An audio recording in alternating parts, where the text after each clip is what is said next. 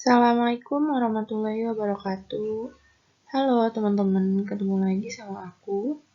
Lagi? Enggak sih, ini pertemuan pertama ya.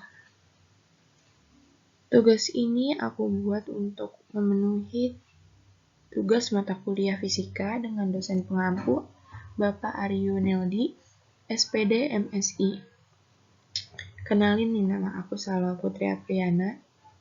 Kali ini aku akan bahas tentang tata surya dan bagian bumi. Simak terus ya teman-teman. Oke, kita langsung masuk ke materi. Apa itu tata surya? Di sini bisa dilihat ada beberapa gambaran. Di sini tentunya ada matahari. Lalu di sini diikuti planet-planet yang mengelilingi matahari.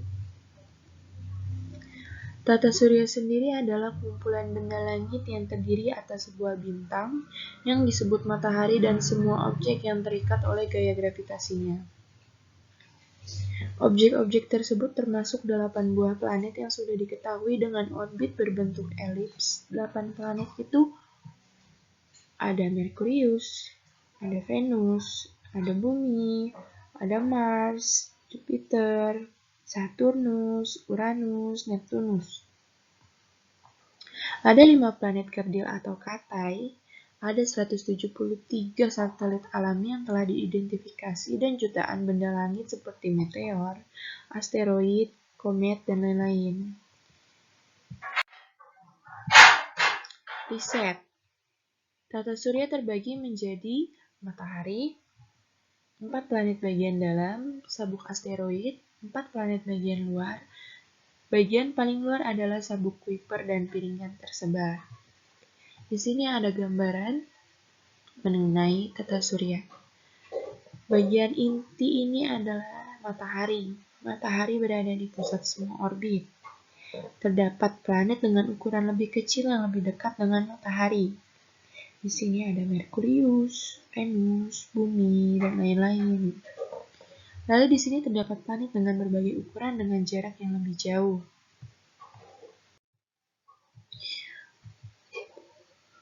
Nah, di sini ada intinya, planet mengelilingi matahari. Merkurius merupakan planet terdekat dengan matahari, sedangkan Neptunus merupakan planet terjauh dari matahari. Seperti gambar yang di slide pertama ya teman-teman. Semakin jauh jarak planet ke matahari, berarti semakin panjang periode rotasi dan revolusinya. Nah, untuk mengetahui ini kita punya tabel. Di sini dilihat jarak Merkurius itu jauh, tapi nggak jauh sebanding Neptunus ya. Di sini kita lihat jarak Merkurius itu adalah 57,9 juta kilometer. Panjang periode rotasi revolusinya 59 hari.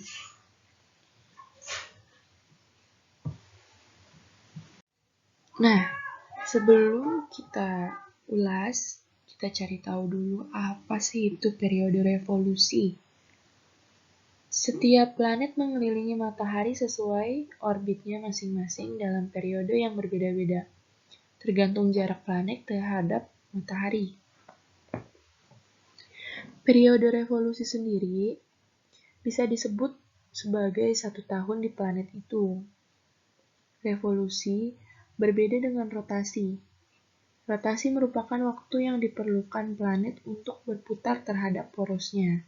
Sedangkan revolusi adalah peredaran planet-planet dalam mengelilingi matahari. Intinya adalah rotasi bisa disebut sebagai 1 hari di planet itu, sedangkan revolusi bisa disebut sebagai 1 tahun di planet itu. Di sini contohnya ada rotasi. Di Merkurius itu, 1 hari itu seperti 59 hari di bumi. Karena di sini tabelnya periode rotasi dalam 1 hari bumi ya. Lalu di Venus ada 1 hari bumi itu di Venus berarti 244 hari 7 jam. Aduh, kalau kita puasa itu mau lama banget ya. Di bumi, ya 1 hari di bumi. Lalu seterusnya. Paling enak itu kalau kita puasa di Jupiter ya teman-teman. Cuman 1 hari itu cuma 9 jam 55 menit. Kemungkinan kita puasa berarti cuma 5 jam ya teman-teman. Oke, kita lanjut. Oke, kita masuk ke asal-usul. Banyak hipotesis tentang asal-usul tata surya telah dikemukakan oleh para ahli. Beberapa di antaranya adalah: pertama, ada Pierre-Simon Laplace. Nah, dia yang mengemukakan tentang hipotesis nebula. Pada awalnya, hipotesis nebula pertama kali dikemukakan oleh Emanuel Swedenborg pada tahun 1734 dan disempurnakan oleh Immanuel Kant pada tahun 1775. Lalu, hipotesis ini dikembangkan oleh Pierre-Marquis de Laplace secara independen pada tahun 1796. Hipotesis ini, yang lebih dikenal dengan hipotesis nebula Kant-Laplace, menyebutkan bahwa pada tahap awal tata surya masih berupa kabut raksasa. Kabut inilah terbentuk dari debu, es, dan gas yang disebut nebula. Dan unsur gas yang sebagian besar hidrogen, gaya gravitasi yang dimilikinya menyebabkan kabut itu menyusut dan berputar dengan arah tertentu. Suhu kabut memanas dan akhirnya menjadi bintang raksasa yang kita sebut matahari. Matahari raksasa terus menyusut dan berputar semakin cepat dan cincin-cincin gas dan es terlontar ke sekeliling matahari. Akibat gaya gravitasi, gas-gas tersebut memadat seiring dengan penurunan suhunya dan membentuk planet dalam dan planet luar. Laplace sendiri berpendapat bahwa orbit berbentuk hampir melingkar dan planet-planet merupakan konsekuensi dari pembentukan mereka. Lanjut ya. Ada hipotesis planetesimal. Hipotesis planetesimal pertama kali dikemukakan oleh Thomas C. Chamberlain dan Forrest R. Moulton pada tahun 1900. Hipotesis planetesimal mengatakan bahwa tata surya kita terbentuk akibat adanya bintang lain yang lewat cukup dekat dengan matahari pada masa awal pembentukan matahari. Kedekatan tersebut menyebabkan terjadinya tonjolan pada permukaan matahari dan bersama proses internal matahari menarik materi berulang kali dari matahari. Efek gravitasi bintang mengakibatkan terbentuknya dua lengan spiral yang memanjang dari matahari. Sementara sebagian besar materi tertarik kembali, sebagian lain akan tetap di orbit, dingin dan memadat, dan menjadi benda-benda berukuran kecil yang mereka sebut planetesimal. Dan beberapa yang besar sebagai protoplanet. Objek-objek tersebut bertabrakan dari waktu ke waktu dan membentuk planet dan bulan, sementara sisa-sisa materi lainnya menjadi komet dan asteroid. Berarti di sini disebutkan bahwa hipotesis planetesimal itu adalah bongkahan-bongkahan matahari yang bertabrakan dengan bintang yang dekat dengan matahari, yang akhirnya menimbulkan planet-planet.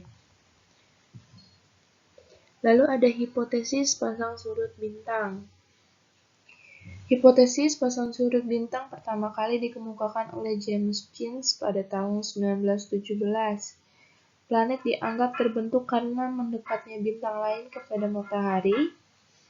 Keadaan yang hampir bertabrakan menyebabkan tertarikan sejumlah besar materi dari matahari dan bintang lain tersebut oleh gaya pasang surut bersama mereka, yang kemudian terkondensasi menjadi planet. Hampir sama ya kayak teori planetesimal. Namun, astronom Harold Jeffreys pada tahun 1929 membantah bahwa tabrakan yang sedemikian itu hampir tidak mungkin terjadi. Demikian pula, astronom Henry Norris Russell mengemukakan keberatannya atas hipotesis tersebut. Artinya mungkin hipotesis pasang surut bintang ini belum dikatakan sah mungkin ya. Karena ada beberapa dari astronom yang tidak setuju, karena dianggap tidak mungkin terjadi tabrakan sedemikian itu. Oke, kita lanjut lagi. Di sini ada Gerald Kuiper yang mengemukakan tentang hipotesis kondensasi. Hipotesis kondensasi mulanya dikemukakan oleh astronom Belanda yang bernama J.P. Kuiper. Pada tahun 1949, hipotesis kondensasi menjelaskan bahwa tata surya terbentuk dari bola kabut raksasa yang berputar membentuk cakram raksasa. Lalu ada hipotesis bintang kembar. Hipotesis bintang kembar awalnya dikemukakan oleh Fritz Hoyle. Pada tahun 1959, hipotesis mengemukakan bahwa dahulunya tata surya kita berupa dua bintang yang hampir sama ukurannya dan berdekatannya, salah satunya meledak meninggalkan serpihan-serpihan kecil. Serpihan itu terperangkap oleh gravitasi bintang yang tidak meledak dan mulai mengelilinginya. Artinya, mungkin di sini disebut salah satu dari dua bintang ini adalah matahari. Lalu ada satu bintang yang meledak yang menciptakan serpihan-serpihan yang mungkin kita sebut sekarang adalah planet yang akhirnya mengelilingi bintang yang tidak meledak yang kita sebut matahari. Lalu ada hipotesis protoplanet. Hipotesis protoplanet. Teori ini dikemukakan oleh Carl van Weizsäcker, J.P. Kuiper, dan Subrahmanyan Chandrasekhar. Cukup susah ya namanya. Ada J.P. Kuiper juga. Mungkin ini teori yang dikemukakan oleh beberapa ilmuwan.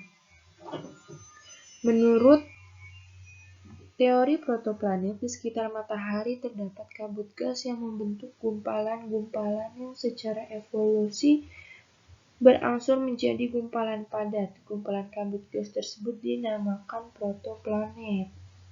Oh, jadi ini kayak kita kembali lagi ke teori dari Pierre yang tadi menyebutkan juga planet berasal dari gas kabut nebula.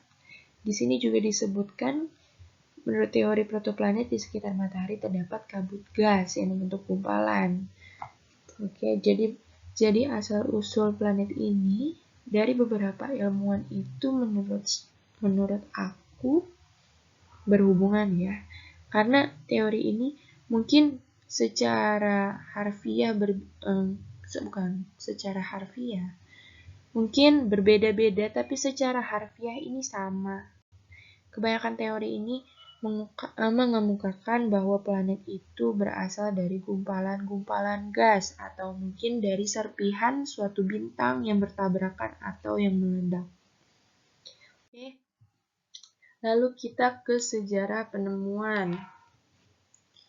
5 planet terdekat ke matahari selain Bumi, Merkurius, Venus, Mars, Jupiter, dan Saturnus telah dikenal sejak zaman dahulu karena mereka semua bisa dilihat dengan mata telanjang. Banyak bangsa di dunia ini memiliki nama sendiri untuk masing-masing planet.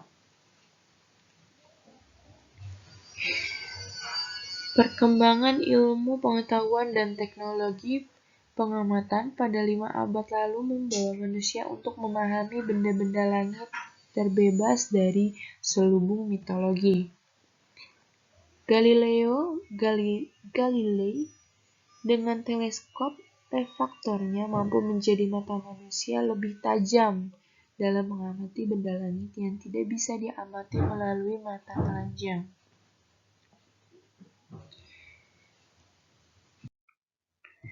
Nah, sejarah penemuannya masih ada lagi nih. Kan tadi karena teleskop Galileo bisa mengamati lebih tajam, akhirnya seperti Merkurius sampai Saturnus itu kita bisa lihat, seperti melihat menggunakan mata telanjang.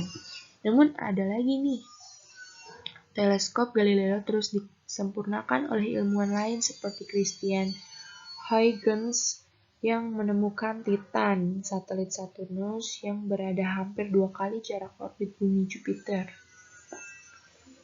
Perkembangan teleskop juga diimbangi pula dengan perkembangan perhitungan gerak benda-benda langit dan hubungan satu dengan yang lain melalui Johannes Kepler dengan hukum Kepler.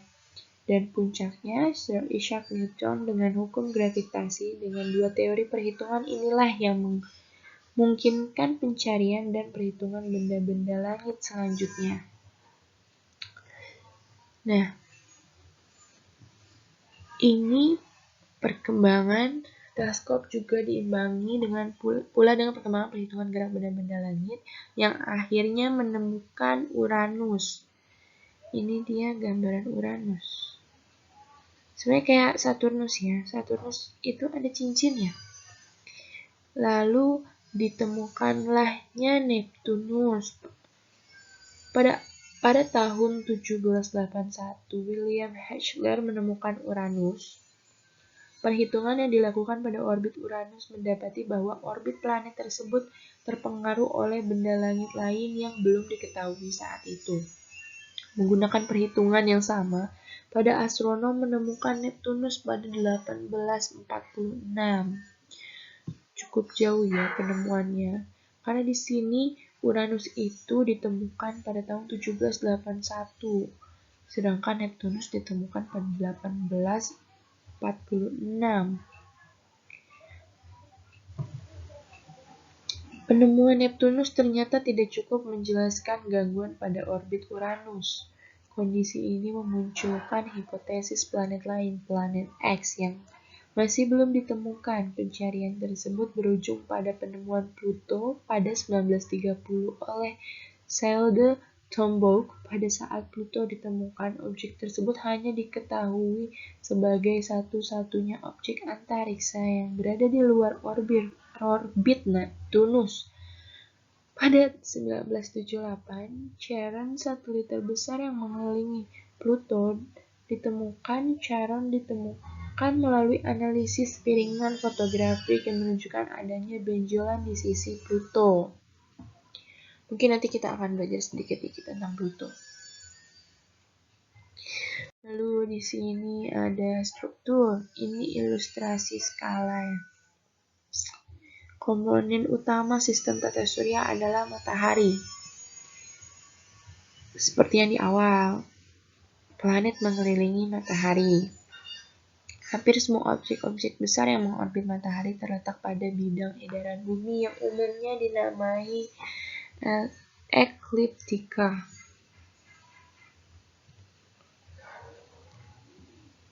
Semua planet terletak sangat dekat pada ekliptika, sementara komet dan objek-objek sabuk Kuiper biasanya memiliki beda sudut yang sangat besar dibandingkan ekliptika. Planet-planet dan objek tata surya juga mengorbit mengelilingi matahari berlawanan dengan arah jarum jam jika dilihat dari atas kutub utara matahari, terkecuali komet Halley. Hukum gerakan planet Kepler menjabarkan bahwa orbit dari objek-objek tata surya sekeliling matahari bergerak mengikuti bentuk elips dengan matahari sebagai salah satu titik fokusnya. Objek yang berjarak lebih dekat dari matahari, seperti sumbu semi-mayornya lebih kecil, memiliki tahun sepanjang tahun. Jarak terdekat antara objek dengan matahari dinamai perihelion, sedangkan jarak terjauh dari matahari dinamai aphelion. Berarti Jarak antara Merkurius ke matahari dinamai perihelion, sedangkan jarak dari Neptunus ke matahari itu disebut aphelion. Semua objek tata surya bergerak tercepat di titik perihelion dan terlambat di titik aphelion. Orbit planet-planet bisa dibilang hampir terbentuk lingkaran, sedangkan komet, asteroid, dan objek sabuk Kuiper kebanyakan orbitnya berbentuk elips.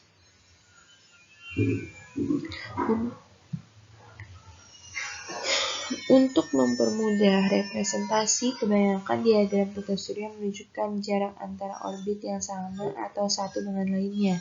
Pada kenyataannya, dengan beberapa kecualian, semakin jauh letak sebuah planet atau sabuk dari matahari, semakin besar jarak antara objek itu dengan jalur edaran orbit sebelumnya. Sebagai contoh, Venus terletak sekitar 0,33 satuan astronomi (SA) lebih dari Merkurius, sedangkan satuan Saturnus adalah 4,3 SA dari Jupiter dan Neptunus terletak 10,5 SA dari Uranus. Beberapa upaya telah dicoba untuk menentukan korelasi jarak antara orbit ini, tetapi sejauh ini tidak satu teori pun telah diterima.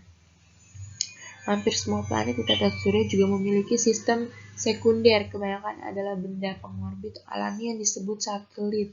Beberapa benda ini memiliki ukuran lebih besar dari planet. Hampir semua satelit alami yang paling besar terletak di orbit sinkron dengan satu sisi. Satelit berpaling ke arah planet induknya secara permanen. 4 planet terbesar juga memiliki cincin yang berisi partikel-partikel kecil yang orbit secara serempak.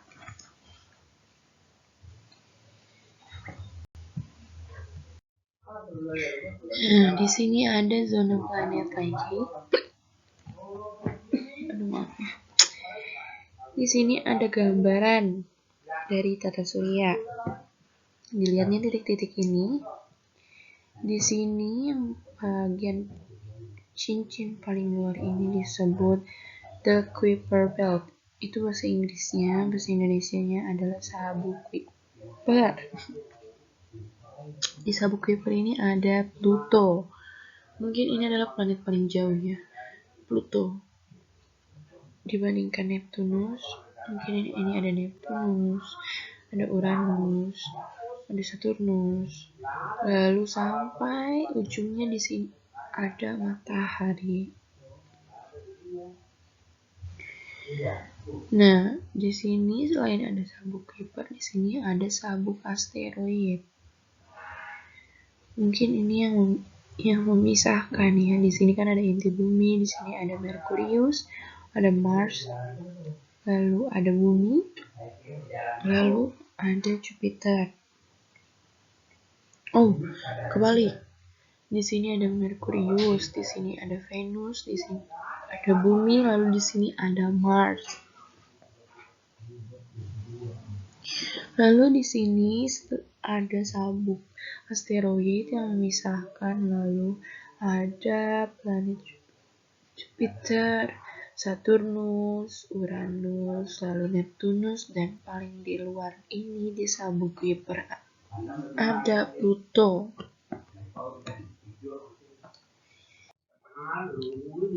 Matahari.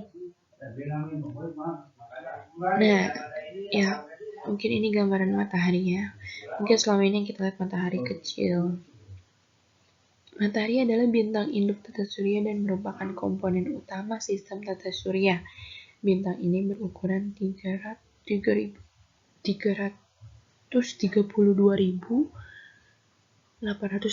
massa bumi. Besar ya. Dipercayai bahwa posisi matahari pada deret utama secara umum merupakan puncak hidup dari sebuah bintang karena belum habisnya hidrogen yang tersimpan untuk fusi nuklir. Matahari secara metalitas dikategorikan sebagai bintang populasi 1. Karena dia inti ya, mungkin disebutnya populasi 1 itu karena dia inti.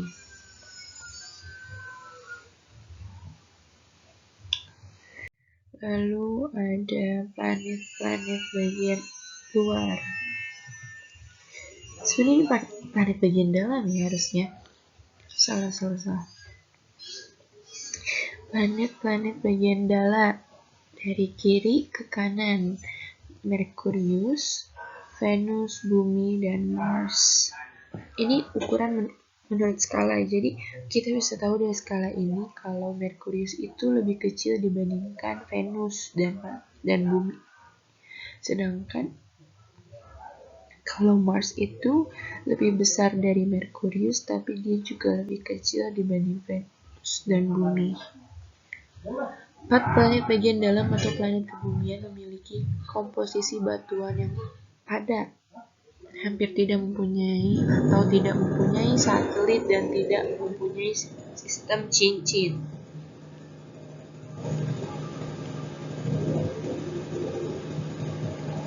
Komposisi planet-planet ini terutama adalah mineral bertitik leleh tinggi seperti silikat yang membentuk kerak dan selubung, dan logam seperti besi dan nikel yang membentuk inting. 3 dari 4 planet ini, Venus, Bumi, dan Mars, memiliki atmosfer. Semuanya memiliki kawah meteor dan sifat-sifat permukaan tektonis seperti gunung berapi dan lembah pecahan.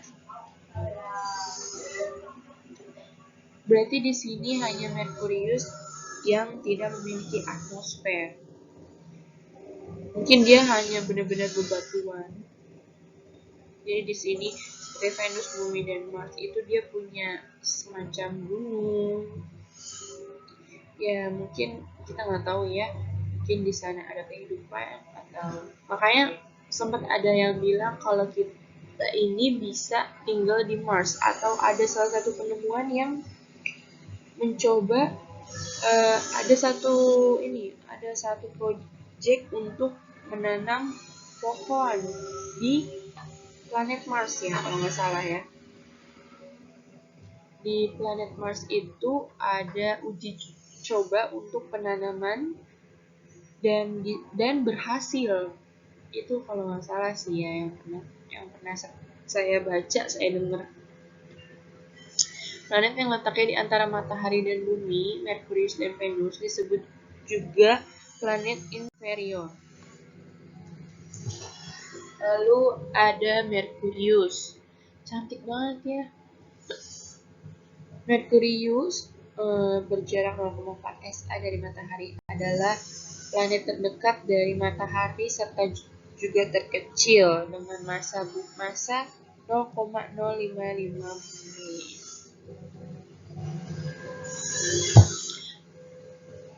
Merkurius tidak memiliki satelit alami dan ciri geologisnya di samping kawah meteorit yang diketahui oleh Lobert Ridge atau Rupert, kemungkinan terjadi karena pengerutan pada periode awal sejarahnya.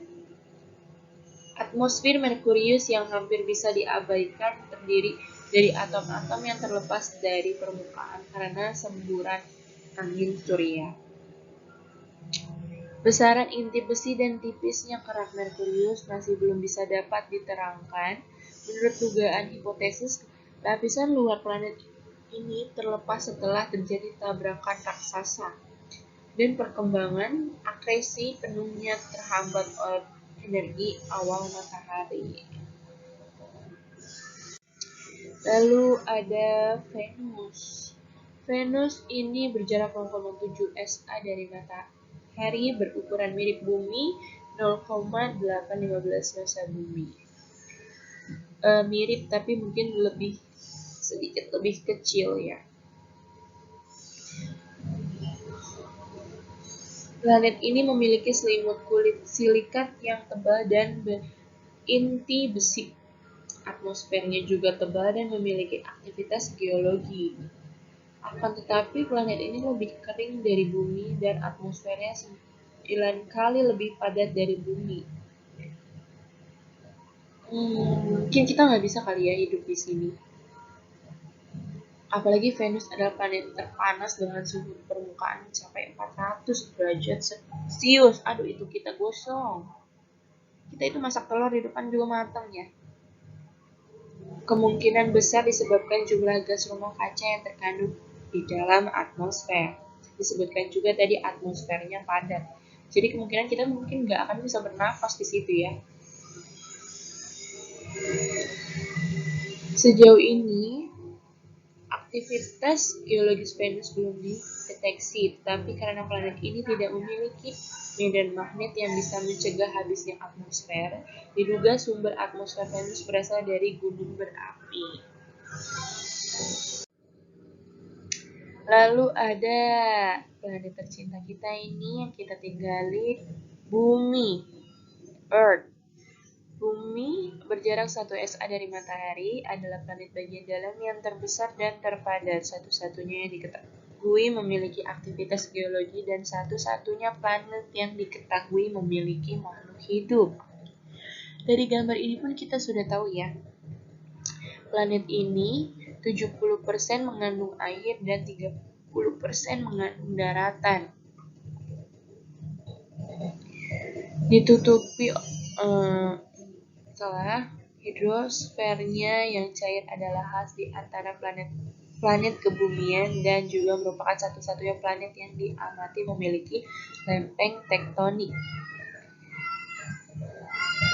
Atmosfer bumi sangat berbeda dibandingkan planet-planet lainnya karena dipengaruhi oleh keberadaan makhluk hidup yang menghasilkan 21% oksigen. Bumi memiliki satu satelit, bulan, satu-satunya satelit besar dari planet kebumian di dalam tata surya. Yang tadi di slide yang pertama kita lihat itu kan di bagian bumi, di sini tuh kan ada juga lingkaran kecil ya, itu ya yang dibilang satelit besar itu bulan.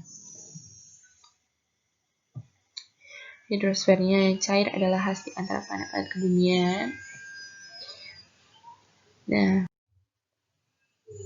Mars berjarak 1,5 SA dari Matahari, berukuran lebih kecil dari Bumi dan Venus dengan luas 0,107 massa Bumi. Dia lebih besar dari Merkurius tapi lebih kecil dibandingkan dengan Venus dan Bumi. Permukaan Mars yang dipenuhi gunung berapi raksasa seperti Olympus Mons dan lembah retakan seperti Valles Marineris menunjukkan aktivitas geologi yang terus terjadi sampai baru belakangan ini. Ya, mungkin kita lihat di sini kebanyakan gunung atau mungkin gurun. Mungkin seperti yang kita lihat kalau di film-film gitu ya, yang planet yang dia tuh isinya kayak lubang-lubang kecil yang kayak gurun, kayak tanahnya warnanya coklat kemas-mas gitu. Nah, lalu ada asteroid yang tadi bilang ini yang memisahkan antara bagian dalam dan bagian luar. Jadi dia terletak di antara planet Mars dan Jupiter. Asteroid secara umum adalah objek tata surya yang terdiri dari batuan dan mineral logam beku. Sabuk asteroid utama terletak di antara orbit Mars dan Jupiter. Berjarak antara 2,3 dan 3,3 SA dari Matahari, diduga merupakan sisa dari bahan formasi tata surya yang gagal menggumpal karena pengaruh gravitasi Jupiter. Gradasi ukuran asteroid adalah ratusan kilometer sampai mikroskopis.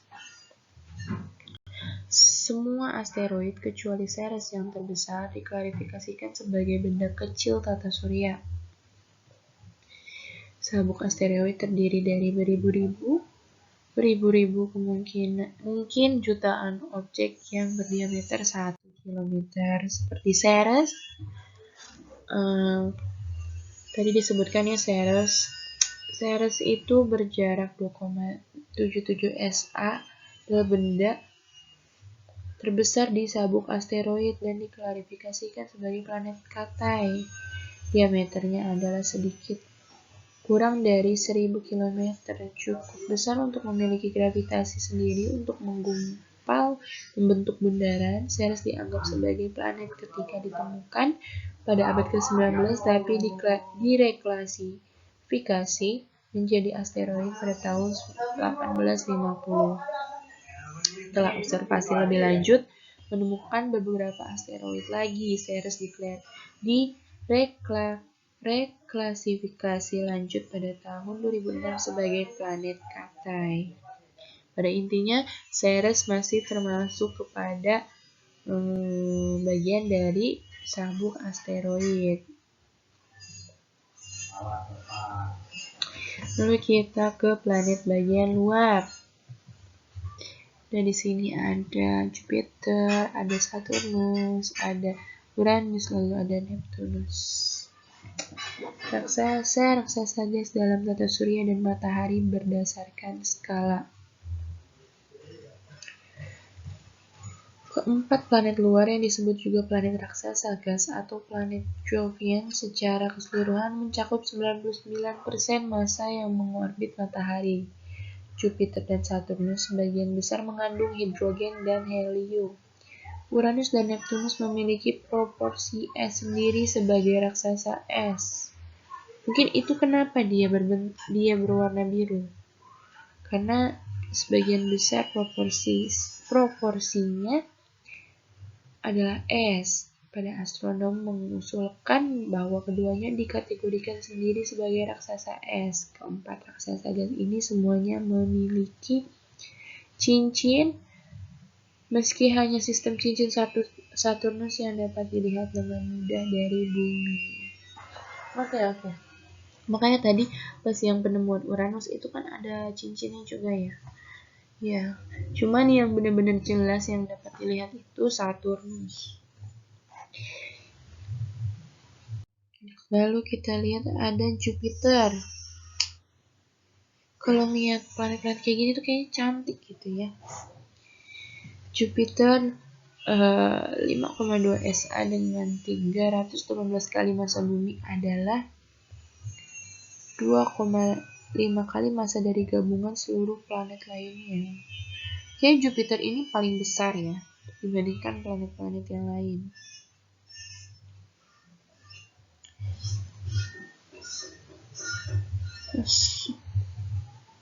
Kandungan utamanya adalah hidrogen dan helium. Yang seperti disebutkan tadi, sumber panas di dalam Jupiter menyebabkan timbulnya beberapa ciri semi-permanen pada atmosfernya, sebagai contoh pita-pita awan dan bintik merah raksasa. Sejauh yang diketahui, Jupiter memiliki 63 satelit. 4 yang terbesar adalah Ganymede, Callisto, Io, dan Europa. Menampakkan kemiripan dengan planet kebumian seperti gunung berapi dan inti yang panas. Ganymede, yang merupakan satelit terbesar di tata surya, berukuran lebih besar dari Merkurius. Lalu ada Saturnus 9,5 SA yang dikenal dengan sistem cincinnya memiliki beberapa kesamaan dengan Jupiter, sebagai contoh komposisi atmosfernya. Meskipun Saturnus sebesar 60% volume Jupiter, planet ini hanya memiliki massa kurang dari sepertiga Jupiter atau 95 kali massa bumi. Membuat planet ini sebuah planet yang paling tidak padat di tata surya. Saturnus memiliki 60 satelit yang diketahui sejauh ini dan 3 yang belum dipastikan. 2 diantaranya Titan dan Enceladus. Menunjukkan aktivitas geologis meski hampir terdiri hanya dari es saja. Titan berukuran lebih besar dari Merkurius dan merupakan satu-satunya satelit di tata surya yang memiliki atmosfer yang cukup berarti. Ada Uranus 19,6 SA yang memiliki 14 kali massa bumi adalah planet yang paling ringan di antara planet-planet luar. Planet ini memiliki kelainan ciri orbit. Uranus mengedari matahari dengan berukuran poros 90 derajat pada ekliptika. Planet ini memiliki inti yang sangat dingin dibandingkan gas raksasa lainnya.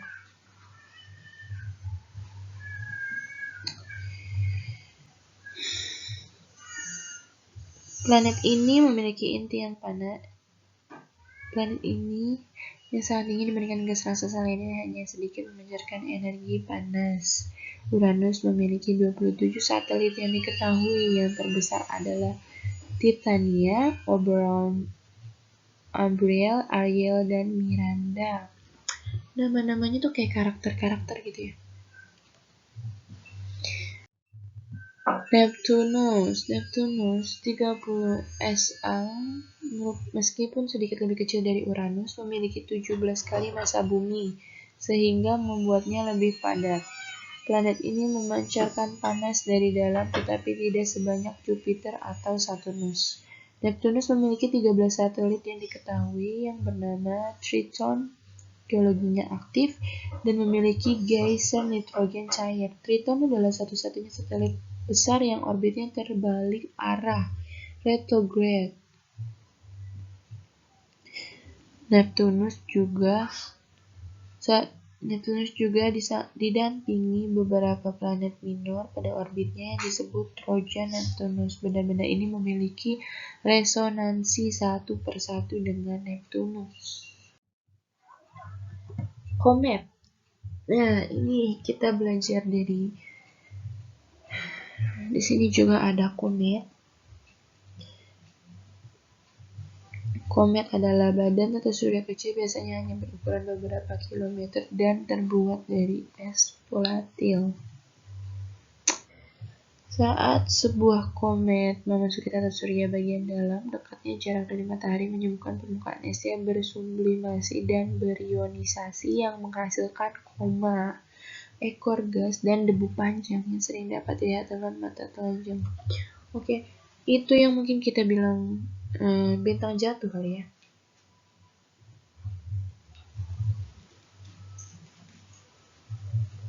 Komet berperiode pendek memiliki kelangsungan orbit kurang dari 200 tahun, sedangkan komet berperiode panjang memiliki orbit yang berlangsung ribuan tahun. Komet berperiode pendek dipercaya berasal dari sabuk Kuiper, sedangkan komet berperiode panjang seperti Hale-Bopp berasal dari awan Earth. Banyak kelompok komet seperti Kurzum Quasars terbentuk dari pecahan sebuah induk tunggal. Nah, kita langsung masuk ke sabuk Kuiper. Sabuk Kuiper adalah sebuah cincin raksasa mirip dengan sabuk asteroid, tetapi komposisi utamanya adalah es. Objek Kuiper yang terbesar seperti Quasar, seperti Quasar, Varuna, dan Orcus mungkin akan diklasifikasikan sebagai planet Katai. Para ilmuwan memperkirakan terdapat sekitar 100.000 objek sabuk Kuiper yang berdiameter lebih dari 50 km, tetapi diperkirakan massa total sabuk Kuiper hanya seper-10 massa bumi. Banyak objek Kuiper memiliki satelit ganda dan kebanyakan memiliki orbit di luar bidang eliptika. Sabuk Kuiper secara kasar bisa dibagi menjadi sabuk klasik dan resonansi. Resonansi adalah orbit yang terkait pada Neptunus, contoh 2 orbit untuk setiap 3 orbit Neptunus atau 1 untuk setiap 2. Pluto. Nah, tadi kita kan mau bahas sedikit tentang Pluto. Pluto rata-rata 39 SA. Sebuah planet Katai adalah objek terbesar sejauh ini di sabuk Kuiper. Ketika ditemukan pada tahun 1930, benda ini dianggap sebagai planet yang ke-9. Definisi ini diganti pada tahun 2006 dengan diangkatnya definisi formal planet. Pluto memiliki kemiringan orbit cukup eksentrik 17 derajat dari bidang ekliptika dan berjarak 29,7 SA dari matahari pada titik perihelion. Jadi kalau kita ulas itu perihelion itu jarak yang terdekat ya, apa terjauh ya? sejauh sejarak orbit Neptunus. Oke. Sampai 49,5 SA pada titik aphelion. Oh, enggak. Perihelion itu jarak terdekat, aphelion itu jarak terjauh. Nah, kita masuk ke bagian bumi. Struktur lapisan bumi. Nah, di sini ada gambarannya ya, tapi pakai bahasa Inggris, nanti kita ulas lagi. Struktur lapisan bumi terbagi dalam beberapa lapisan seperti sebuah bawang. Kalau kita ngiris bawang itu kan kayak dia ada bulat-bulat lingkaran, itu kayak ada lapisannya ya. Bumi secara umum terdiri dari beberapa lapisan, yaitu bagian paling atas disebut litosfer. Bagian lapisan di bawahnya adalah astenosfer atau mantel, dan yang paling bawah adalah inti. Oke.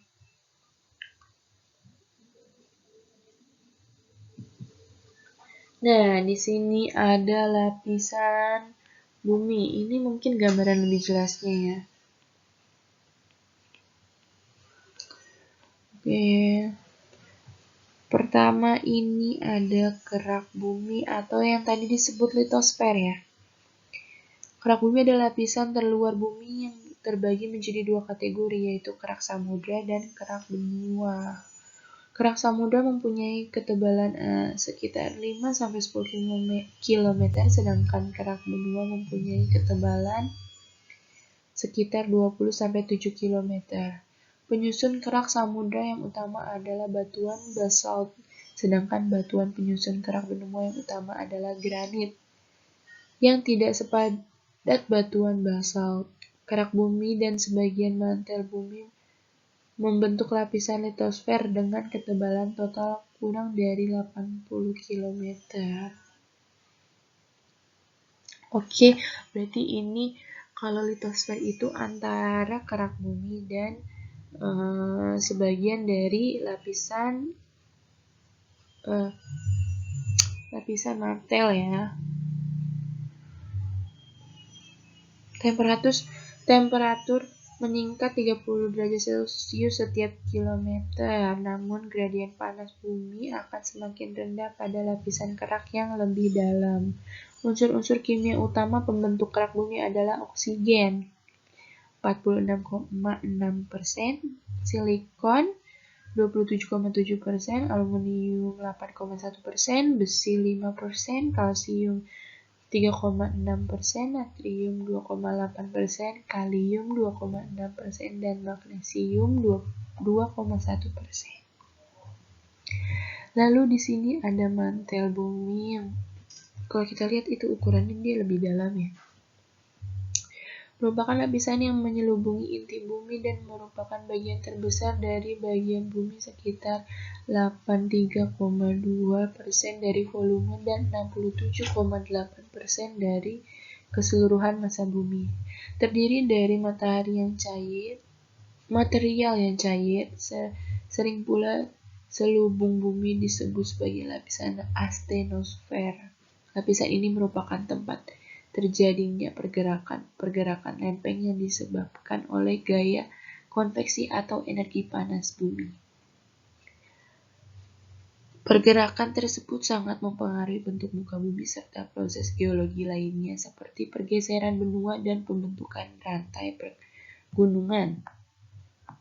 Oke, maaf.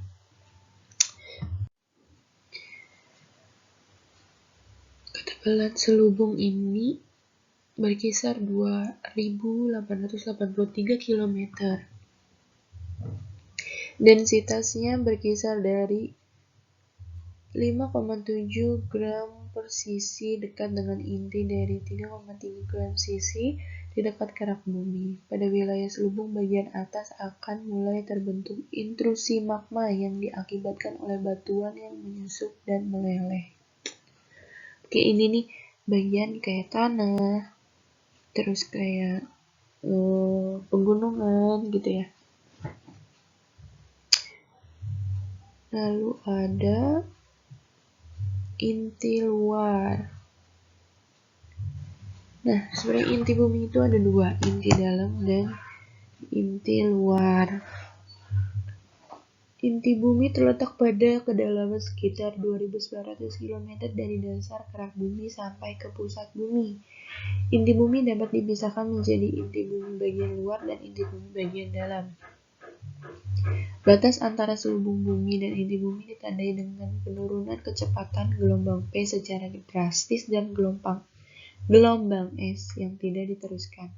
Keadaan ini disebabkan karena meningkatnya berat jenis material penyusun inti bumi dan perubahan sifat materialnya dari yang bersifat padat menjadi bersifat cair. Meningkatnya berat jenis disebabkan karena perubahan dari material silikat yang menyusun selubung bumi menjadi material campuran logam yang kaya akan besi di inti bumi. Perubahan sifat material menjadi cairan disebabkan karena turunnya titik lebur material yang mengandung besi dibandingkan material yang silikat. Itulah sebabnya material yang menyusun inti bumi bagian luar berupa cairan yang kaya logam besi. Sebaliknya, semakin bertambahnya tekanan ke bagian yang semakin dalam akan mengakibatkan naiknya titik lebur material logam.